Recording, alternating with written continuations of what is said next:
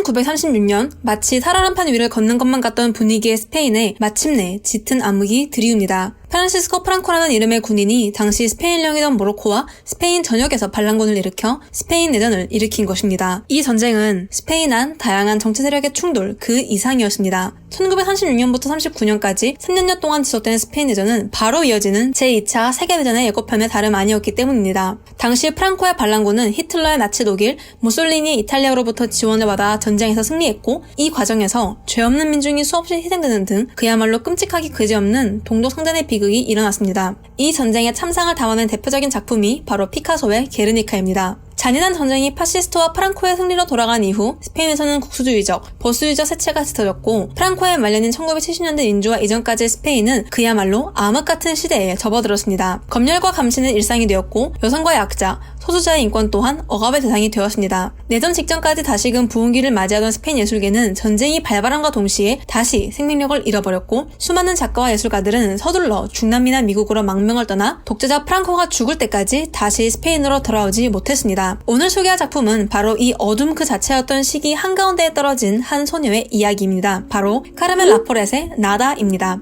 스페인어로 나다는 아무것도 존재하지 않는 그 무엇도 아닌 절대적인 무를 의미합니다. 내전 이후 모든 것이 폐허가 되어버린 스페인을 가리키기에 가장 적절했던 단어가 아닐까요? 라포렛과 나다의 출현은 전쟁 이후 스페인 문단에 엄청난 충격을 안겨주었습니다. 이 작품이 스페인 현대문학의 고전으로 자리매김한 까닭을 알기 위해서는 약간의 역사적인 사실을 알 필요가 있는데요. 카나리아 제도에서 자라는 라포렛은 대학 공부를 위해 막 바르셀로나로 올라온 학생이었습니다. 바르셀로나가 속해있는 스페인의 카탈루냐 지방은 우리나라 뉴스에서 도 간혹 볼 수 있듯이 중앙정부로부터 독립을 추구하는 지역으로 자유주의적인 성향이 강하고 스페인 내전 당시에도 가장 많은 억압을 받은 지역이었습니다. 이곳 카탈루냐의 신정부인 바르셀로나에서는 1940년대에 들어서며 다시 자유롭게 예술을 추구해보자는 취지로 데스티노라는 문예지가 발간되었고 이 문예지는 많은 사람들의 관심을 받아 성공을 거둘 수 있었습니다. 이후 데스티노지는 성공에 힘입어 데스티노지를 만든 인물인 에우헤니오 나달의 이름을 따 스페인 최초의 문학상인 나달 문학상을 제정하게 됩니다. 1944년 제1회 나달 문학상에 출품된 소설은 그리 많지 않았습니다. 하지만 그 중에는 꽤나 유명한 작가의 작품도 포함되어 있었고 심사위원단 또한 그 유명한 작가의 수상을 약속했다는 후문도 있습니다. 하지만 미스테리한 작가 라포렛의 나다가 그때 혜성처럼 등장해서 기성세대의 문학을 완전히 부숴버리게 되었습니다. 전쟁의 폐허를 그려내는 아름답고 섬세한 문체, 이전 세대의 문학에서 등장하지 않았던 새로운 성격의 캐릭터, 관습을 거부하는 내용의 전개 등등 나다의 모든 것이 새로웠습니다. 이미 작품의 아름다움에 큰 충격을 받은 문학계였지만 작가의 정체가 밝혀지자 또 한 번 큰 충격에 휩싸이게 됩니다. 작품의 깊이만 보면 나이가 지긋한 어른이 섰을 것만 같았는데 알고 보니 작가는 20대의 젊은이, 그것도 당시 스페인 사회에서 소외된 존재인 여성이었기 때문입니다. 그렇게 카르멘 라포렛은 인력 스타덤에 올라 젊고 혁신적인 천재 작가라는 이미지로 소비되기 시작했지만 이것은 라포렛이 원했던 것이 결코 아니었습니다. 그렇게 라포렛은 점점 세상과 거리를 두기 시작했고 언론의 모습을 거의 드러내지 않으면서 꾸준히 글을 썼습니다.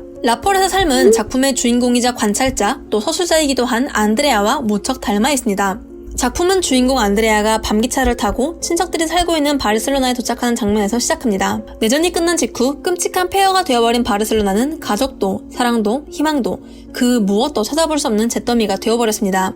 흉흉한 세상이지만 기차역으로 어린 안드레아를 마중 나온 어른은 단 한 명도 없습니다. 혼자서 친척집을 찾아간 안드레아가 만난 가족 구성원들도 정상적인 모습은 아닙니다. 실질적인 가장인 앙구스티아스 이모는 모두를 감시하고 사사건건 숨막히게 감시합니다. 호안 삼촌은 무능력한 데다 폭력적이고 그와 결혼한 글로리아는 자기만의 세상에 빠져있는 사람처럼 보입니다. 호안 삼촌의 동생 로만 삼촌은 매력적인 예술가처럼 보이지만 사실은 다른 사람을 정신적으로 학대하는 데에서 쾌락을 얻는 아주 잔인한 인물입니다. 게다가 호안 삼촌은 로만 삼촌과 사사건건 부딪히곤 하여 집안은 평화로울 날이 없습니다. 작품은 안드레아가 앙구스티아스 이모네 집에 사는 친척들이 서로 맺고 있는 복잡한 관계와 그보다 더 복잡하게 꼬여있고 왜곡된 내면을 관찰하며 그들이 이토록 일그러진 이유를 찾아가는 섬세한 시선을 따라갑니다. 유일하게 안드레아가 믿고 의지하고 마음을 터널 수 있는 상대는 바로 친구 에나뿐입니다. 부유한 집의 딸로 구김살 없는 성격의 애나는 안드레아에게 행복을 주는 유일한 친구입니다. 이들은 곧 둘도 없는 친구가 되고 애나의 가족들도 안드레아에게 기댈 수 있는 품이 되어줍니다. 작품의 끝에서 안드레아가 1년간의 바르셀로나 생활을 마무리하고 마드리드에서 일을 구해 새로운 삶을 찾아 출발할 수 있도록 큰 도움과 지원을 준 존재도 애나와 애나의 가족들입니다. 어쩌면 작가 라포렛은 안드레아와 애나의 관계를 통해 가족까지도 지옥처럼 나를 올가매는 처절하도록 비극적인 상황에 처해있을 때 그럼에도 불구하고 삶에 대한 희망을 놓지 않도록 힘을 주는 것은 진정한 의미에서의 연대라는 메시지를 전하고 싶었던 것은 아닐까요? 1년 동안 바르셀로나에 머물며 변화를 거치는 안드레아의 모습을 보면 이 소설을 성장소설이라고 볼 수도 있을 것 같습니다. 적은 돈으로 근근히 생활하는 탓에 늘 배고프고 이 극한의 상황 속에서 살아남는 것 이외에 그 어떤 목적도 없는 삶을 살아가는 안드레아는 애나와 같은 친구들을 만나고 이들과 소통하며 내면의 성장을 차차 거칩니다. 안드레아는 애나처럼 부족함 없는 친구들의 삶을 동경하기도 하고 한편으로는 소외감을 느끼기도 합니다. 하지만 다양한 경험들이 빈곤했던 안드레아의 마음을 채워주었기 때문에 결국 안드레아는 마드리드를 향해 희망적인 발걸음을 용기 내어 뗄 수 있는 성숙한 인물로 혹은 어른으로 거듭나는 과정에 있다고 볼 수 있습니다. 떠나는 안드레아는 바르셀로나의 생활이 자신에게 남긴 것은 나다, 그 무엇도 없다고 단언합니다. 이러한 안드레아의 말에서 마드리드에서는 그 절대적인 무어의 상태를 조금씩 채워나갈 수 있지 않을까라는 옅은 기대감마저 보이는 듯합니다. 안드레아가 칠흑 같은 밤에 바르셀로나에 도착했다면 바르셀로나를 뒤로 하고 마드리드로 떠날 때는 따스한 햇빛이 그늘을 비추고 있습니다. 마치 긴 터널을 지나 빛으로 들어가는 것처럼 말이죠. 스페인 내전 소설을 대표하는 작품 중에 하나를 꼽히곤 하는 나다는 1940년대에 발표된 작품이지만 여전히 많은 독자들이 찾고 있고 그만큼 다양한 해석들이 존재합니다. 대체 무엇이 이 소설에 이토록 풍부한 생명력을 부여하는 것일까요? 사실 앙구스티아 시모나 후안, 로만 삼촌 등 완전히 뒤틀린 내면을 지닌 인물들은 대개 어떤 계기로 인해 지금의 모습이 되었습니다. 과연 이들을 딱 잘라 악한 사람 혹은 선한 사람이라고 말할 수 있을까요? 안드레아에게 바르셀로나는 그 무엇도 남기지 않은 도시이기도 하지만 동시에 애나라는 친구를 만나고 새로운 삶을 향해 나아갈 수 있는 희망을 준 도시이기도 합니다. 그렇다면 우리는 바르셀로나를 딱 잘라 꿈도 희망도 없는 암울한 곳이라고 말할 수 있을까요?